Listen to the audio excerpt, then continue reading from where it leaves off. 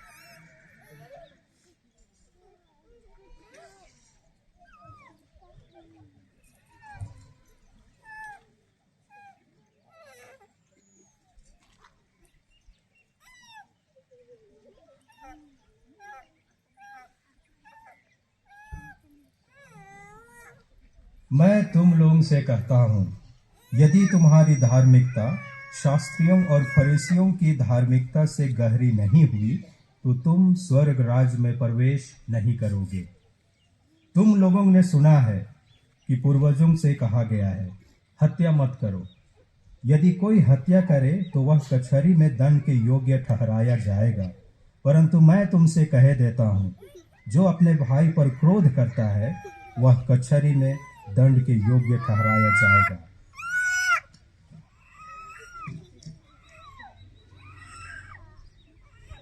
तुम लोगों ने सुना है कि कहा गया है, व्यभिचार मत करो। परंतु मैं तुमसे कहता हूँ, जो बुरी इच्छा से किसी स्त्री पर दृष्टि डालता है, वह अपने मन में उसके साथ व्यभिचार कर चुका है। यदि तुम्हारी दाहिनी आंख तुम्हारे लिए पाप का कारण बन जाए, तो उसे निकाल कर फेंक दो। अच्छा यही है कि तुम्हारे अंगों में से एक नष्ट हो जाए, किंतु तुम्हारा सारा शरीर नरक में ना डाला जाए। और यदि तुम्हारा दाहिना हाथ तुम्हारे लिए पाप का कारण बन जाए, तो उसे काट कर फेंक दो। अच्छा यही है कि तुम्हारे अंगों में से एक नष्ट हो जाए, किंतु तुम्हारा सारा शरीर नरक में ना जाए। यह भी कहा गया है, जो कोई अपनी पत्नी को त्यागे वह उसे त्याग पत्र दे। परंतु मैं तुमसे कहता हूँ, व्यभिचार को छोड़ किसी अन्य कारण से जो अपनी पत्नी को त्याग देता है, वह उससे व्यभिचार कराता है। वह जो त्यागी हुई स्त्री से विवाह करता है, वह व्यभिचार करता है। तुम लोगों ने यह भी सुना है कि पूर्वजों से कहा गया है, झूठी शपथ मत खाओ, प्रभु के सामने खाई हुई शपथ को पूरा करो। शांति महसूस हो रही थी कि मतलब उसमें अच्छा मतलब कोई बाधा नहीं। तो तीनों रास्ते को दिखा करके वो बाबा पूछते हैं उससे, तो बेटा तुम कौन सा रास्ता चुनना चाहोगे? तो वो व्यक्ति बोलता है, इसमें क्या फर्क पड़ता है बाबा, कोई सा भी रास्ता चुनो ना, मेरा वो डेस्टिनेशन है, मेरा मंजिल वो है, हमें वहां तक पहुंचना है, कोई सा भी रास्ता से जाऊं, कुछ फर्क थोड़ी ना पड़ता है। तो वो बाबा मुस्कुराते और बोलते हैं, यही तो तुम्हारी सबसे बड़ी गलती है, कोई एक रास्ता तुमको चुनना है। और आज के तीनों पाठ हमें इसी चुनाव की ओर हमारा ध्यान आकृष्ट करती है कि हमको जीवन में कुछ चुनना है। ये भाग्य, यह ऐसे नहीं समझना है कि ये तो मेरा जीवन में ही लिखा गया है। उदाहरण के लिए कोई व्यक्ति है, बाइक चला रहा है बहुत स्पीड, उसको किसी ने कहा कि बेटा मत चला, तुम गिर भी सकते हो, ये रोड उतना सीधा नहीं है। लेकिन वो बच्चा सुनता नहीं है और स्पीड ही चलाता है, अंत वो कहीं पर एक्सीडेंट करता है, मर जाता है। तो गलती किसकी है? उसको ये नहीं बोल सकते उसको भाग्य में यही लिखा गया था, उसका भाग्य में इतना ही तक का जीवन था, नहीं। क्योंकि अगर किसी ने उसको समझाया, उसको बुद्धि दिया और उस बुद्धि पर अगर वो मनन किया होता, नहीं वो व्यक्ति सही बोल रहा है, अगर मैं स्पीड में चलूंगा तो शायद एक्सीडेंट हो सकता है, मेरी जान भी जा सकती है, तो बच जाता हो। तो आज के पहले पाठ 180 ईसा पूर्व के लगभग लिखी गई, जो एक व्यक्ति जो यहूदी शिक्षक थे जिनका नाम था बेन सेरा, जो काफी प्रभु की कृपा प्राप्त थी उनको, और वो जो उन समय की अवधारणा थी, उस समय के लोग समझते थे कि सारा चीज भाग्य पर निर्भर है, हम चाह के भी कुछ बदल नहीं सकते हैं। तो यही जो बेन सेरा थे यहूदी शिक्षक, वो खंडन करते और बोलते हैं ऐसा कुछ बात नहीं है। ईश्वर ने हम सबों को जीवन भी दिया है, मृत्यु भी, मतलब चुनने के लिए दिया है। मेरे सामने जीवन और मृत्यु रखा है, अच्छाई और बुराई रखा है, निर्भर करता है हम पर कि हम क्या चुनते हैं।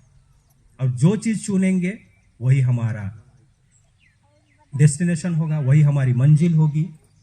अगर हम अच्छाई चुनेंगे, जो अच्छाई के बाद जो हमें मिलती है ईश्वर से, वो सब कुछ प्राप्त होगी।